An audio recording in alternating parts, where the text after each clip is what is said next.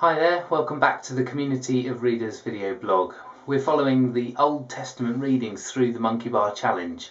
And this week we take a sidestep. We'll do this periodically through the year to look at the Psalms and the Proverbs. So this is the first set of Psalms, Psalms 1 to 41. And this is called Hands Off My God. The Psalms are such a different kind of literature. We've been reading Genesis and the narratives of a family. But the Psalms are so personal. They take us into the heartbeat of a nation. We read the stories of Abraham, Isaac and Jacob, and I guess it's quite a personal story, but we don't get inside their heads. We don't feel what they feel. But with the psalmists, we encounter the soul of a worshipping community. But these psalms, they arise from different situations. They relive great frustration, deep anguish, fervent hope, the ecstasy of military victory. But they each tell us something about the culture and the religious life of Israel. They've been the church's hymn book for 2,000 years.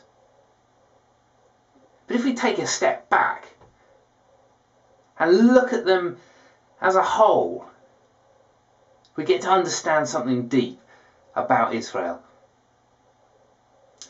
The vast majority of these first 41 Psalms have something to do with military engagement, either because they're celebrating victory, or they are praying for deliverance, or they're lamenting defeat. And many of them are written or attributed to King David, whether he actually wrote them or not. And David, of course, was a great warrior king. Military engagement defined his life, and so Israel participates in this celebration, challenge, lament, all related to its military experience. This might surprise us, partly because we don't really tend to read the Psalms that way. But actually understanding them in terms of that I guess it's a violent military context, is a different kind of society where kings go to war in the spring like clockwork. It's based on Israel's understanding of their covenant.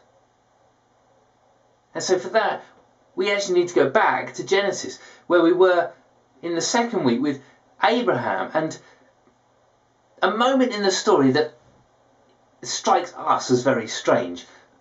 Abraham has to split this animal in half, and a burning torch passes between the two halves of the animal. Now to us it's just weird, but actually to the ancient Israelites and to many ancient people in the ancient Near East, that symbol is familiar as part of a ceremony to establish a certain type of treaty.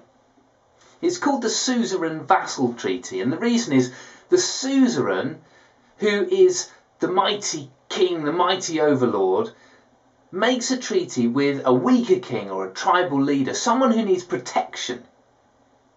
And the suzerain commits themselves to protect the vassal in return for the vassal's complete allegiance. And all sorts of elaborate blessings and curses are set up in this treaty, much like you get at the end of Deuteronomy. It's all on the terms of the suzerain, the powerful one, but the vassal is safe. And it's that treaty, that model, that works right throughout the Old Testament. If this is a new idea, this is really something to try and get your head around, because this isn't just foundational to understanding these Psalms, but actually to understanding the whole of the Israelites' relationship to Yahweh through the Old Testament. Israel was the humble vassal who had pledged complete allegiance to Yahweh as a powerful suzerain who could protect them. So when David and those who use his psalms to worship are praising Yahweh for protection, they're doing it in the context of that's what they expect Yahweh to do as their suzerain, their protector. And when they lament defeat, they make their petition to the suzerain for protection, for judgment upon their enemies.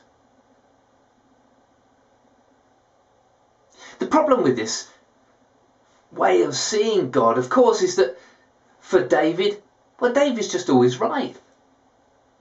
All his victories are celebrations. All his defeats are the result of those recalcitrant fiends who hound him at every turn and who is only worthy of Yahweh's judgment. Who's going to keep David in check? Not the God of these psalms. The thing is, we can all think back through Christian history, world history even, and think of people who've been oppressed in the name of God.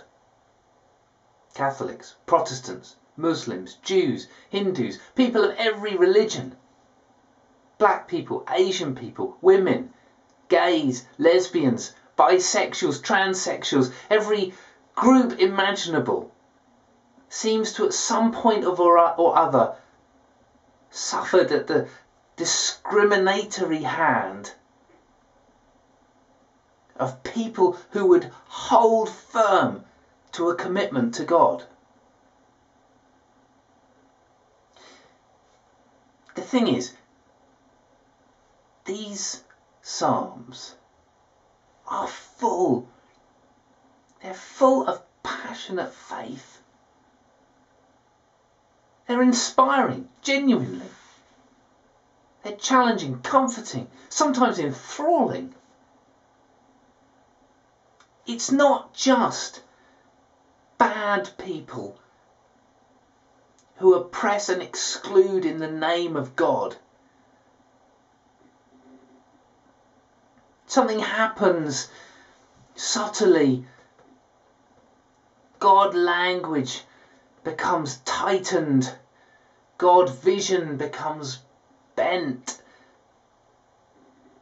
And our egos are set free by some unchecked liberation, so that we remake God in our image.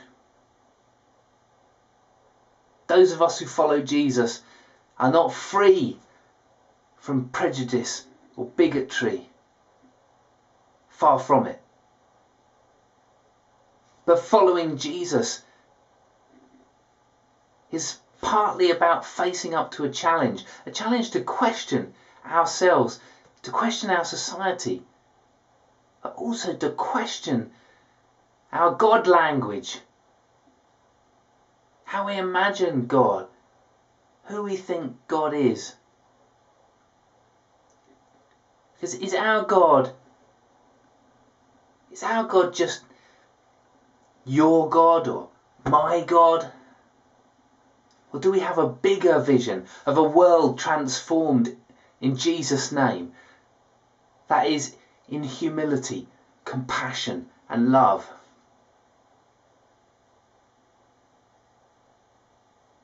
But the thing is, there's something about the personal faith of these psalmists that is also very deeply profound.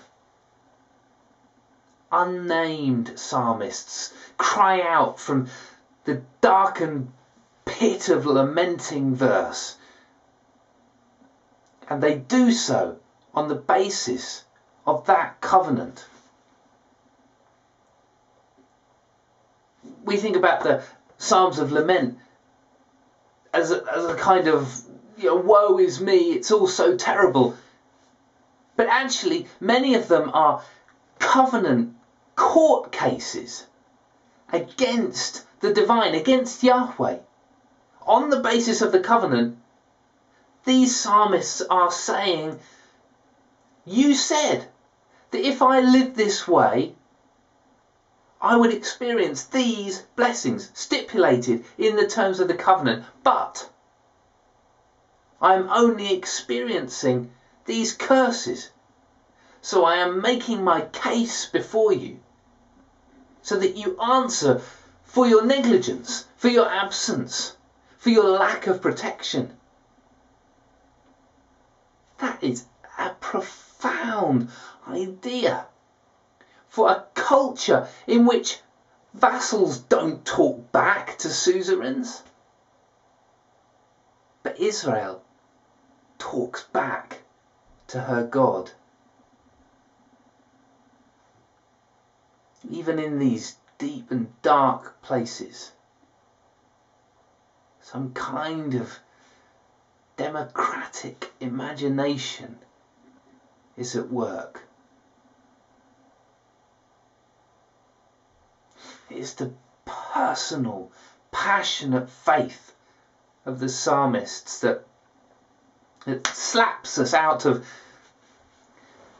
abstract wonderings, because God is not an idea, God is a person. And people everywhere, especially those who let you get to know them and influence them, are deeply complex, unimaginably frustrating, and eternally surprising. You can find out more about Community of Readers and the Monkey Bar Challenge on our website at www.communityofreaders.com. Till next time, and the story of Job, have a great week. Cheers.